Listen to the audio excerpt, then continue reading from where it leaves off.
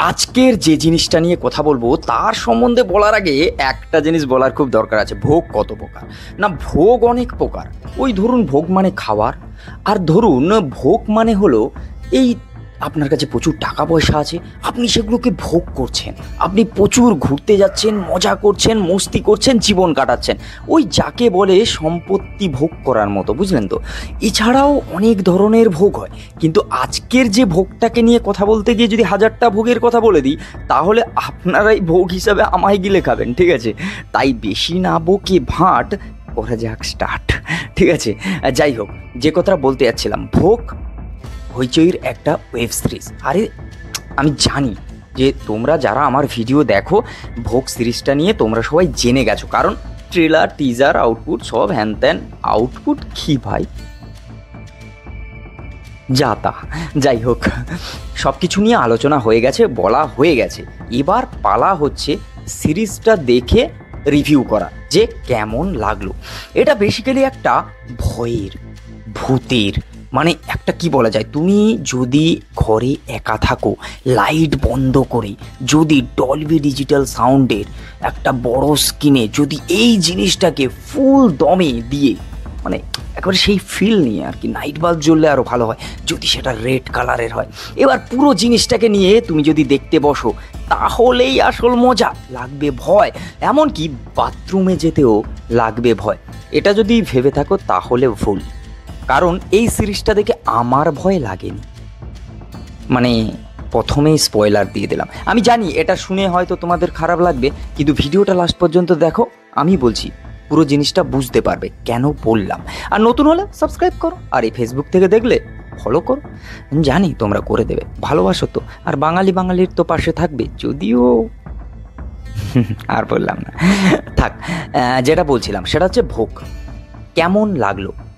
অনির্বাণ, আহ অনির্বাণ, এটা মানে বাংলা সিনেমায় আবির, অনির্বাণ এইসব নামগুলো এলে না, মানে মনে হয় যে ওয়াও, একটা বিশাল কিছু হতে চলেছে। না, এখানেও আছে। অনির্বাণ রয়েছে, রজতাভ দত্ত রয়েছে, রয়েছে পার্নো মৈত্র, ঠিক আছে? এবার এদের অভিনয়গুলো কেমন? অভিনয়ের কথা যদি বলি, অনির্বাণ জাস্ট টু গুড, কারণ ফাটাফাটি, কোনো কথা হবে না। যেরকম তার সিরিজ বলো, সিনেমা বলো, যেরকম থাকে সেরকমই। তার একটা জায়গায় উন্মাদের মতো নাচ, অনেকে সেটা ফালতু পাগল পাগলামি, আপনি নাচবেন না জীবনে এরকম বলেছে, কিন্তু আমি বলবো আপনি এরকমই নেচে যান, মানেটা বুঝতে হবে।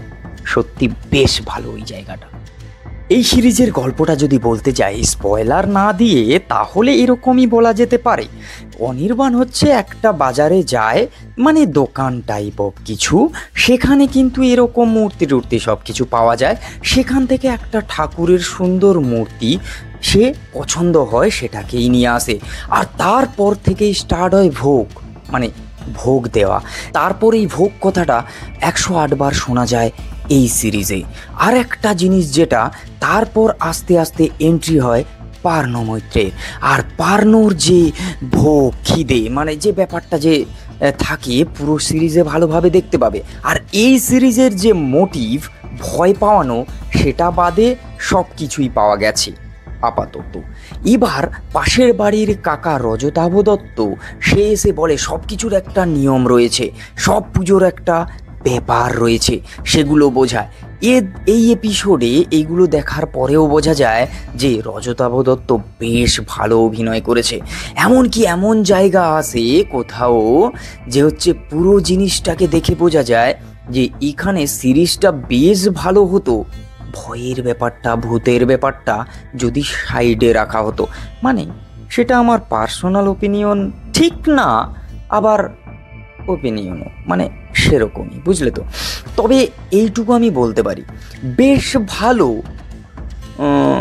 আবার খারাপ, আবার নয়ও। তোমরা যদি সিরিজটা দেখো তোমাদের ভালো লাগবে যদি তুমি ভয় পেতে ভয় পাও তো, আর তোমার খারাপ লাগবে যদি তুমি ভয় পেতে চাও তো। এবার তাই বলছি, ভেবেচিন্তে সিরিজটা দেখো। আর অভিনয় দেখতে চাইলে অবশ্যই দেখো, কারণ সেটা ভরপুর পাবে। রজতাভ দত্ত, অনির্বাণ, পার্নো মৈত্র এরা কিন্তু নিরাশ তোমায় করবে না। ডিরেক্টর পরমব্রত ভালো কাজ দেয়, এটাও আছে। কিছু কিছু জায়গায় বেশ শকিং বিষয়। কোনো একটা জায়গায় দেখানো হয় মূর্তিটা ঠুকে ঠুকে কেটে কেটে বানানো পাথরের মূর্তি মনে হয়, তারপর দেখানো হয় জলে ভেসে ভেসে মূর্তিটা যাচ্ছে। ওটা লজিক ভাই, মানে ব্যাপারটা ঢুকলো না মাথায়, মানে মোটা মাথা তো ঢুকছিল না। যাই হোক, এটা আমার মেকার্সদের কাছে প্রশ্ন। এই জিনিসটা আমি ঠিক বুঝতে পারছিলাম না, তাই অনেকগুলো আমাদের যারা রিভিউ কমিউনিটিতে আছে বাংলায় তাদের ভিডিও দেখি, সেখানে ঝিলাম গুপ্তার ভিডিওয় গিয়েও দেখি সেম কথাটা বলা।